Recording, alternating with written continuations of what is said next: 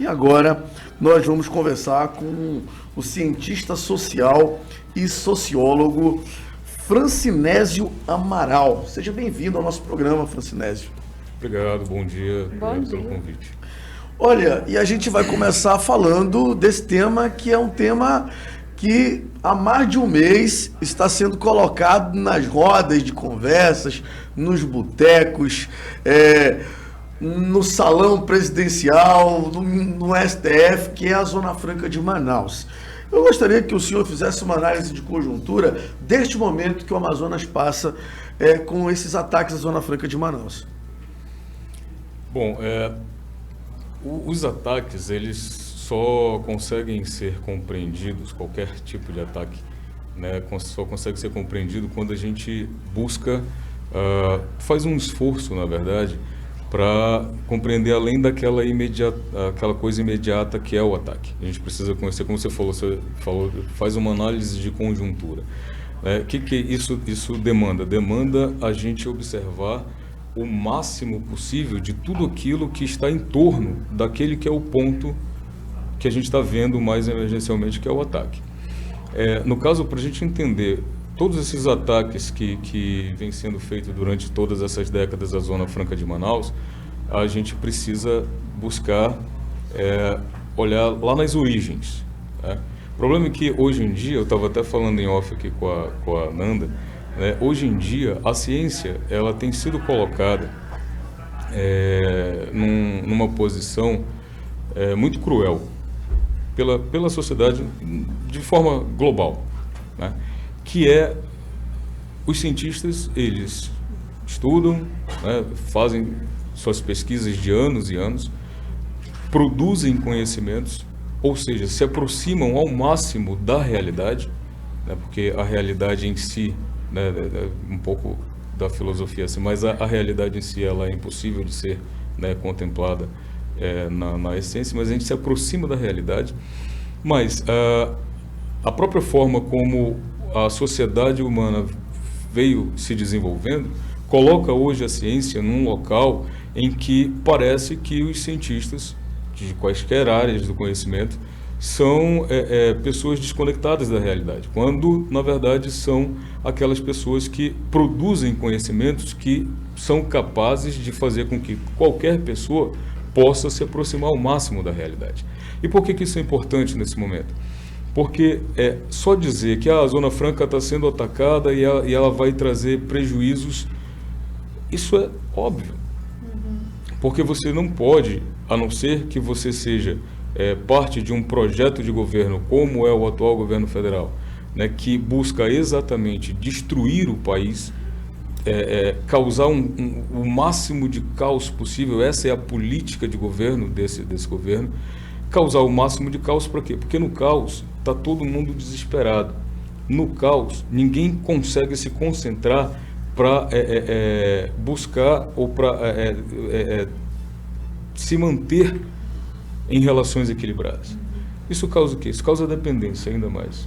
Então, você promove o caos e depois de promover o caos, você se coloca como a cura do caos. Basicamente, esse seria um resumo desse atual governo, né? Então, é importante dar, e aí vocês cumprem nesse momento um papel muito importante, de dar espaço para a ciência, para que os cientistas consigam chegar para a sociedade e dizer que, olha, apesar de ser um pouco mais trabalhoso, não é o discurso fácil, do tipo, olha, isso é isso, basta tu acredita em mim que... Não. O discurso científico é um discurso mais complexo, que ele demanda, então, obviamente, um pouco mais de atenção. Mas também é papel da ciência buscar traduzir, não sei se é a palavra mais adequada, mas transformar essa produção de conhecimento de forma acessível para a sociedade em geral. E aí, nesse momento, vocês cumprem um papel muito importante de estar dando esse espaço para que a gente fale um pouco da questão mais ampla, para que se chegue, então, no entendimento do problema específico. Francinésio, qual é o impacto que essas medidas realizadas pelo presidente Jair Bolsonaro, se confirmarem, vai trazer ao povo do Amazonas? Qual é o impacto social disso? Não o econômico, o social. Exatamente. Bom, preciso dizer que eu sou sociólogo, né, como você apresentou aí. Atualmente eu sou do programa de pós-graduação em Sociologia e Antropologia da Universidade Federal do Pará, onde eu estou cursando o doutorado. E a minha tese de doutorado é uma análise exatamente dos caminhos divergentes que tomaram a Zona Franca de Manaus, no Brasil, e as zonas econômicas especiais da China. Porque apesar dessas duas zonas de produção para exportação terem surgido mais ou menos no mesmo período, quando a gente olha hoje para o que representa em âmbito mundial as zonas econômicas especiais da China e para o que representa a Zona Franca, a gente vê uma disparidade muito grande. A China um ditado, digamos assim, ou uma questão muito dita no meio acadêmico, a China é o grande polo do mundo, é a fábrica do mundo, né, hoje. E a Zona Franca, nós acabamos de ouvir, né, um pouco aqui, eu cheguei no final da entrevista, mas ouvi um pouco, a gente está tentando sobreviver e sempre numa dependência muito grande de uma caneta. Exatamente, de interesses específicos. Então, vou falar um pouco mais para frente sobre isso, mas assim, de forma mais direta para a população, os impactos sociais eles serão enormes, porque não se destrói uma estrutura econômica Sim. de um estado ou de um país de forma covarde como está sendo. Entendeu? Nós temos críticas à Zona Franca. O meu estudo, a minha tese de doutorado, busca apontar exatamente o quanto a Zona Franca poderia já ter trazido de benefícios para o país, e obviamente principalmente para o Amazonas, mas não trouxe. Né? Mas isso não quer dizer que criticar o modelo possa dar vazão, e eu gostaria de frisar bastante isso, porque eu vinha pensando depois, de certa forma, a minha tese ela faz uma crítica à Zona Franca.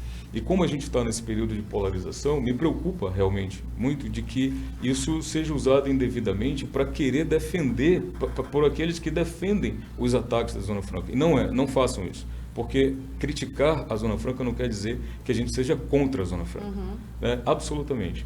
A gente está fazendo uma crítica para dizer, olha, poderia ser muito melhor, e aí a gente vai apontar por que não está sendo. Então isso é muito importante. Então os impactos sociais serão enormes porque não dá para destruir a base econômica, né, dessa forma. Vai gerar desemprego não só para o Amazonas, vai gerar impacto ambiental não só para o Amazonas. Né? Então, é uma forma de você desestabilizar, eu volto a frisar porque isso é muito importante, é uma forma de você desestabilizar a sociedade, e a sociedade desestabilizada, confusa, fica muito mais vulnerável. Esse é o pior impacto que a gente vai ter. Eu queria que o senhor falasse um pouquinho melhor e de forma muito mais didática para quem está nos acompanhando agora, tanto pela rádio, pela televisão e também pela internet, como é que a Zona Franca poderia ser melhor? E qual é essa diferença entre a Zona Franca lá na China e a Zona Franca aqui em Manaus, aqui no Brasil? Que o senhor conseguisse, o que eles melhoraram e o que nós não avançamos? Perfeito. Buscando de forma mais sintética possível, a gente precisa entender o seguinte: nós vivemos o capitalismo. Ninguém pode dizer o contrário disso. Né? A gente pode até querer almejar um outro modelo. Nós vivemos o capitalismo. E, resumidamente, o que é o capitalismo? Produzir com o mínimo de gasto para ter o máximo de lucro. Isso é o capitalismo. No mundo inteiro, e sempre foi assim nesses mais de 300 anos. Então, o que é uma Zona Franca? É um território em que o grande capital busca, se interessa em ocupar para ter mão de obra barata e precarizada, não pagar imposto e, com isso, ter muito mais lucro. Então, as zonas francas pelo mundo, elas têm essa característica sempre. Por quê? Porque foi uma estratégia do capital para ampliar o processo de industrialização mundial. Né? Porém, o que aconteceu com a Zona Franca de Manaus? A Zona Franca de Manaus, a gente vale lembrar que ela foi instalada num período de ditadura cívico-militar. Qual foi a ideia? Sobrevoaram aqui a região, só viram floresta, não tem gente aí, então vamos ocupar. Então, deram terra, não venderam terra, deram terra para as indústrias se instalarem, ofereceram isenção fiscal, ofereceram mão de obra barata porque pouco qualificada ou quase sem qualificação, promoveram um êxodo rural e incharam a capital, né?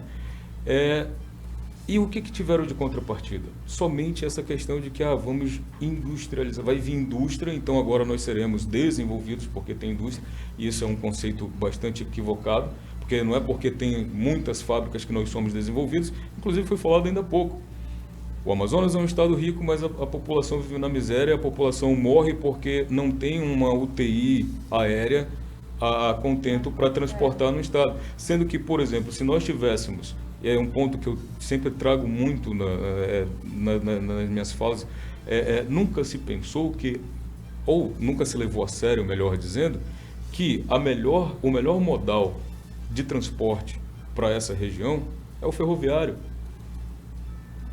Mas esse é um ponto que merecia... Inclusive, esse ponto aí é um ponto que a gente pode falar sobre a BR-319, por exemplo.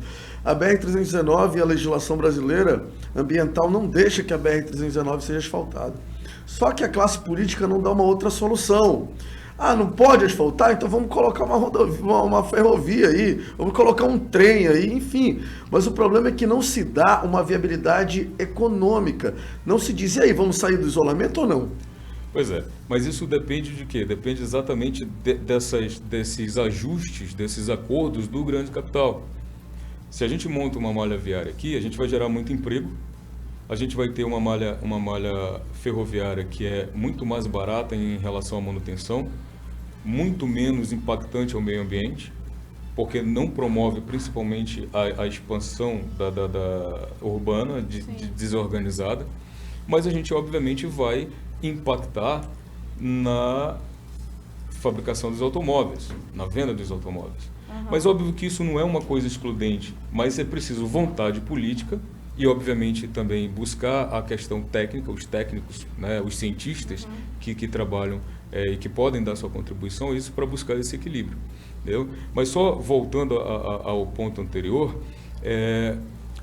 isso é assim que funcionam as zonas francas. O problema é que qual é a diferença entre a Zona Franca de Manaus e as Zonas Econômicas Especiais Chinesas? O governo chinês, ele ditou as regras de como as indústrias do mundo iriam se instalar na China. O Brasil disse assim, olha, a gente está a fim de ser industrializado, se vocês vierem aqui, o que vocês precisarem a gente dá. E aí a gente tem um termo para isso dentro das ciências sociais, que é subalternidade. Então o Brasil escolheu ser um país subalterno aos interesses externos.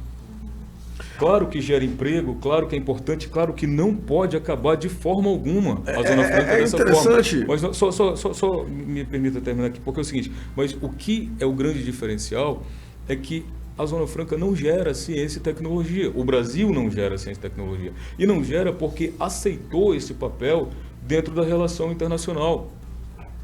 Nós somos apenas reprodutores de tecnologia, enquanto a China, eu sou mais velho, obviamente, um pouco, mas quando eu era criança, adolescente, a gente ria dos brinquedos que vinham da China, dos famosos xing-lings, né? A gente zoava. Por quê?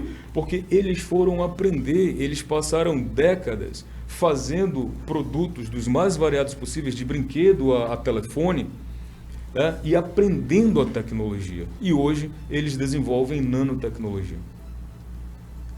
Nós dissemos assim, não, beleza, o que vocês mandarem para a gente consome e dá um jeito aqui. Então esse é o grande diferencial. Nós somos um país subalterno em relação aos interesses dos países ditos desenvolvidos, e esse é o conceito principal da minha tese, fazer uma análise sobre esse conceito de desenvolvimento. Então, essa é a grande diferença. A China hoje está onde está. Claro, tem muitos problemas. O trabalho é muito precarizado ainda. Os direitos trabalhistas também, ainda... né? O trabalho é escravo na China. Não, já não é mais escravo. Já só para você ter uma ideia, uma média salarial já é melhor do que a nossa. Em muitos termos. Claro que a gente precisa aprender muito sobre a China. Os estudos sobre a China no Brasil ainda são muito poucos. E esse é um grande desafio da tese. Né? Mas já existem alguns setores em que a média salarial, a classe média chinesa, claro, tudo na China é gigante, né? Mas já é muito maior do que a nossa. E é todo esse pessoal que outrora tinha até um trabalho escravo, mas veio, já acendeu um pouco.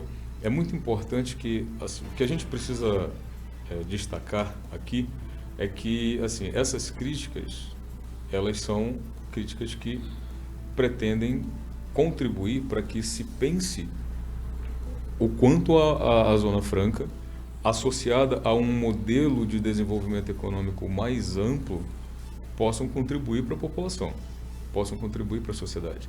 Mas para isso a gente precisa entender que, como, né, a gente falou, isso é o capitalismo. Entendeu? O capitalismo vai sempre buscar onde tem a maior possibilidade de gastar pouco com força de trabalho e com matéria-prima para poder gerar mais lucro. Só que toda taxa de lucro dentro do capital, ela tem sempre um limite. Chega uma hora que estagna. Toda vez que isso acontece, o capitalismo ele vai se redesenhando, vai se metamorfoseando, digamos assim, para arrumar uma forma, né, de fazer com que as taxas de lucros voltem a crescer. E isso, essa crise global do capital, que ela é bem marcada principalmente a partir de 2008, né, com aquela crise nos Estados Unidos, enfim, ela permanece. E com a pandemia ela se agravou ainda mais. Então, nesses momentos, existem algumas teorias, né, econômicas que elas falam de grandes ondas, né? E nessas grandes ondas de desenvolvimento, chega um momento em que o próprio sistema econômico, as próprias empresas capitalistas, elas reordenam a forma de competitividade entre elas, né? E é um pouco, eu vejo que esse é um dos motivos desses ataques do atual governo à Zona Franca, né?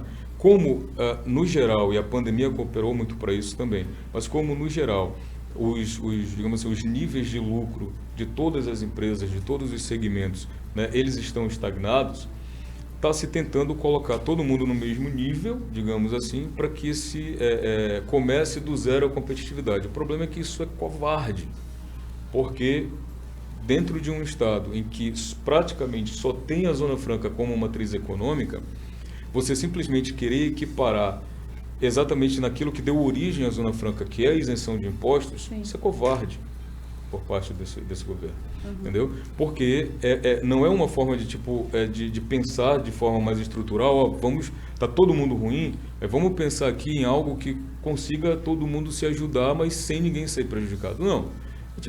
A gente está ruim aqui no sul, sudeste, né? O norte está levando uma certa vantagem ainda, vamos tirar a vantagem do norte, e aí, na igualdade, a gente vai levar acabando vantagem porque a gente tem principalmente questão de acessibilidade, de distribuição da produção, enfim. E aí o norte é que fica ferrado, entendeu? Então, assim, eu vejo as tentativas de defesa, principalmente aqui no Amazonas, o que é muito, me desculpem a palavra, mas é muito bizarro, entendeu? As tentativas de defesa desses ataques aqui por amazonenses, mas assim, é muito indefensável isso. Porque o Alex tocou ele agora, tipo dizer, vamos mudar, mas e aí, o que vai colocar no lugar? Não sei, se virem. E isso é muito complicado. Mas isso tem a ver exatamente desse desdobramento do que é mesmo o próprio capitalismo. Nós estamos agora, só para finalizar essa fala, nós estamos no Amazonas lutando para permanecer no ruim e não ir para o pior. Por quê? Porque ruim, a Zona Franca é ruim? Ruim no sentido de que a Zona Franca gera emprego, gera. É muito importante. Mas, veja, os empregos continuam sendo precarizados. Sim. A exploração do trabalhador ainda é muito grande, né? Os trabalhadores aí ralam, fazem hora extra, né, o mês inteiro, tudo para tentar fazer com que o salário dê até o final do mês. Então, a gente está lutando para permanecer numa situação ruim e não ir para uma situação pior, em vez de estar exatamente somando forças para pensar em como melhorar a vida do trabalhador, principalmente da sociedade como um todo. No seu ver, como é que isso daí poderia ser modificado?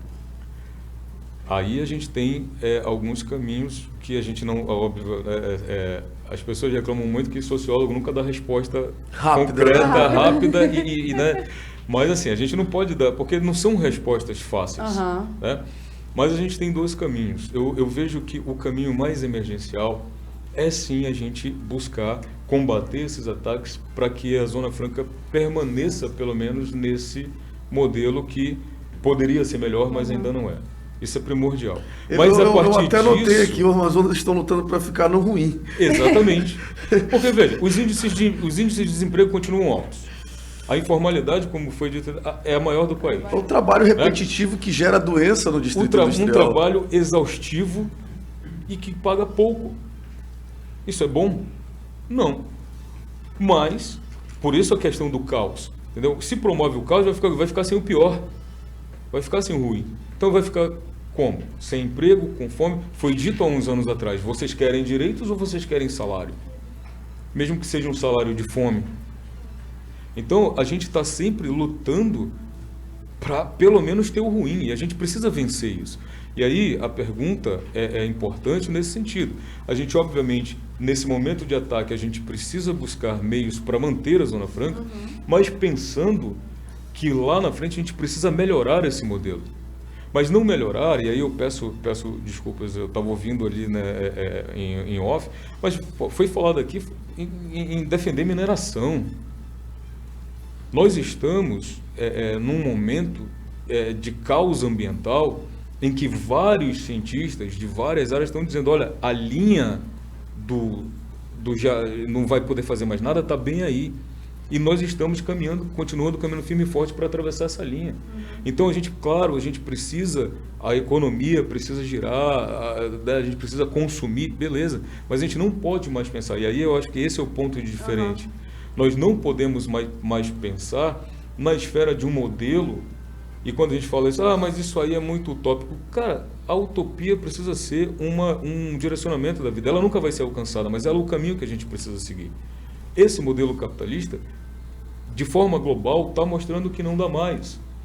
Mas aí a gente precisa ter coragem, porque não é um estalar de dedos, mas a gente precisa de coragem para começar a pensar, olha, esse modelo realmente não está dando mais. Então a gente precisa começar a pensar na sua superação, que não vai ser num estalar de dedos. Então a gente precisa focar naquilo que é imediato, sim, porque não dá simplesmente, vai demorar 100 anos para a gente ter um outro modelo que substitua o capitalismo. Mas não dá para esperar.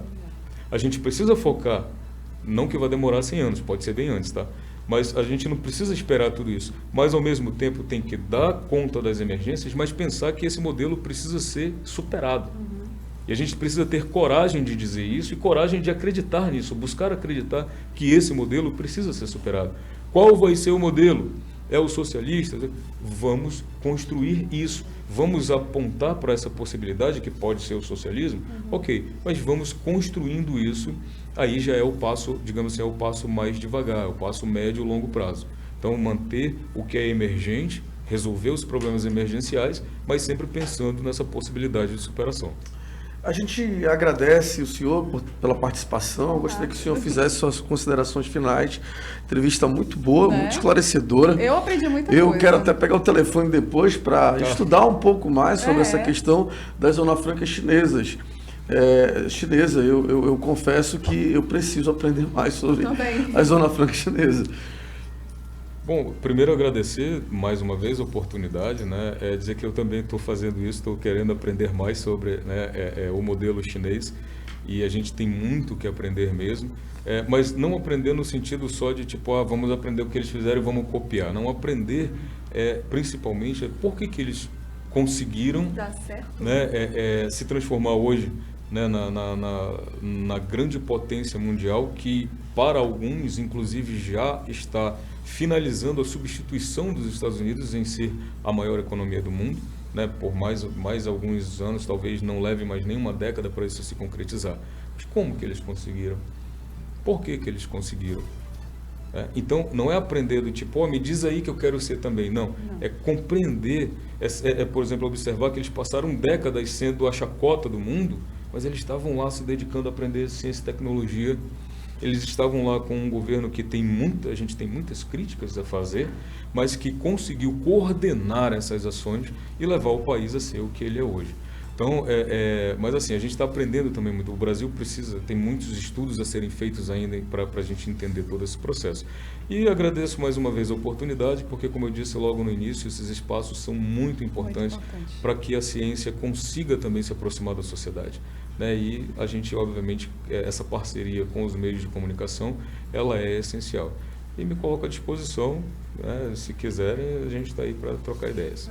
Super obrigada. Muito obrigado, dona Nanda Chama, Obrigada, professor, a toda a nossa equipe. Eu vou, mas amanhã eu estou de volta. Gratidão sempre. Alex Braga, de olho em tudo. Fiscaliza geral.